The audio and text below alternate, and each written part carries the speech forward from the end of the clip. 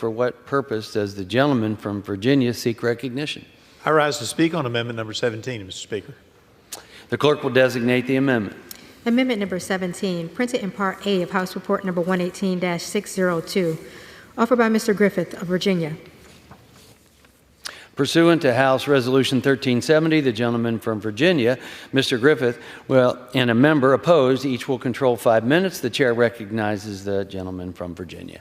Mr. Chairman, my amendment is just plain, simple common sense. It addresses the importance of all types of research and development funding at the Department of Energy, specifically the energy research conducted at the Office of Fossil Energy and Carbon Management.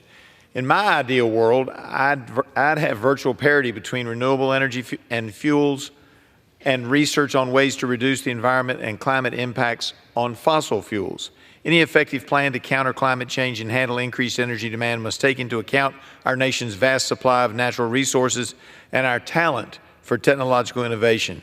China is projected to increase its emissions for the foreseeable future and reportedly began construction in 2023 on coal units equivalent to 70 gigabytes of power. This statistic doesn't even take into account the large number of coal-fired power plants China is financing in Africa and other countries with emerging economies. Rural folks in India do not have access to reliable baseload electricity in their homes. India has begun using renewables, but to lift the poorest citizens up, they will have to increase their use of fossil fuels, like the particularly low-grade coal mined in their country. In the developing world, more energy means more hope and less poverty. More hope and less poverty is a good thing. We really take it for granted in this country when we cut the lights on that we'll have lights that turn on. We take that comfort for granted.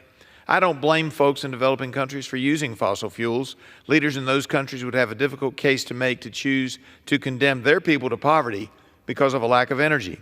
We know that much of the world will continue to use fossil fuels for decades to come, and that's why the United States needs to be a leader on finding new ways to control emissions with carbon capture and better ways to control pollutants. That's why DOE funding for fossil and renewable research is so important. We need to produce and export better, cleaner, more efficient energy technology. DOE plays an important role in this R&D, but it can do more for fossil energy. Over the years, this research has borne some fruit, including projects, some at Virginia Tech, some at a company called MOVA in Pulaski County in my district, where researchers have been able to create more advanced filtration systems to be used on smokestacks of all varieties and take out the pollutants. In the past few fiscal years, the spread between renewable energy research and fossil energy office has really gotten off kilter. In the underlying bill, $1.966 billion is appropriated for energy and efficiency and renewable energy, while only $857 million is appropriated for fossil energy. I applaud Congressman Fleischman for really closing that spread from the last fiscal year and working towards increased focus on the Fossil Energy Office. I'm advocating with this amendment that we shouldn't ignore our fossil fuel and carbon mitigation research.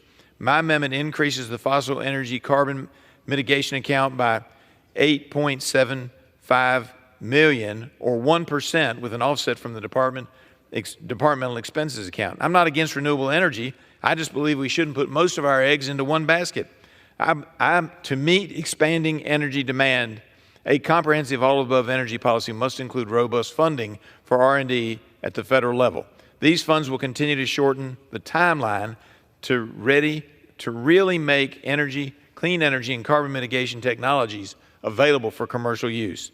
I urge all of my colleagues to support an all-of-the-above energy policy and, more importantly, an all-of-the-above research policy at DOE, and ask them to vote in favor of this amendment.